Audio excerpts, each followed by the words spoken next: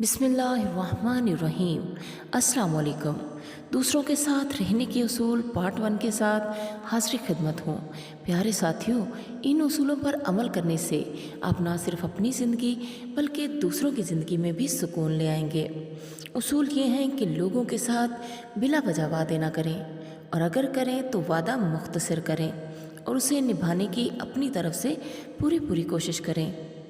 लोगों के साथ मामला तय करते वक्त अपनी ज़ुबान पर काबू रखें, क्योंकि ये ज़ुबान ही है जो मामला सुधारती भी है और बिगाड़ भी देती है। अपने दिमाग को कुशादा रखें और बदगुमानी से बचें। दूसरों से सलाह मशवरा ज़रूर करें, मगर बहस ना करें।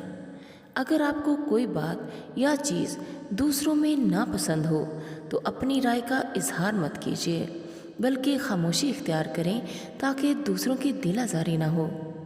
दूसरों के साथ गुफ्तगू के दौरान अपने तासुरात पर नज़र रखिए, क्योंकि आपके तासुरात दूसरों के लिए बहुत मायने रखते हैं। दूसरों के साथ उस मौजू पर गुफ्तगू करें जो उन्हें पसंद हो। मुतनाज़ा मौजू को ज़ेर बहस लाने से परहेज़ करें और इख्तलाफी राय की सूरत में बहस व तकरार और झगड़े से परहेज़ करें। दूसरों की खामियों पर उस वक्त तक उंगली ना उठाएं जब तक ज़रूरत ना हो। याद रखिए, खामियां आप में भी हैं और उंगली दूसरों के पास भी। दूसरों के साथ हमदर्दी का इजहार ज़रूर करें, क्योंकि हो सकता है कि आपकी थोड़ी सी हमदर्दी दूसरों की ज़िंदगी का रुख ही बदल दे। जो लोग हर वक्त अपनी और अपने बच्चों की तारीफ़ें करते रहते हैं, तो याद रखें लोग उनसे बेजार हो जाते हैं। इसलिए अपनी खूबियाँ खुद बयान ना करें, बल्कि ख़ुद को ऐसा बनाएं कि लोग आपकी खूबियाँ बयान करने पर मजबूर हो जाएं। हर एक को अहमियत दें। यकीन कीजिए, आपकी अहमियत खुद ब खुद बढ़ जाएगी।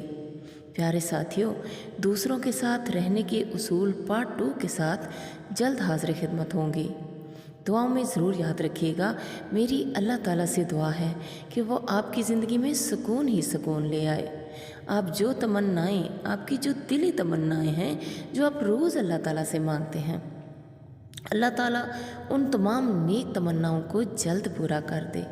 अल्लाह ताला आपकी सारी परेशानियां दूर कर दे, आपकी सारी मुश्किलें आसान हो जाएं, आपका दीन भी संवर जाए, दुनिया भी संवर जाए, आखिरत भी संवर जाए।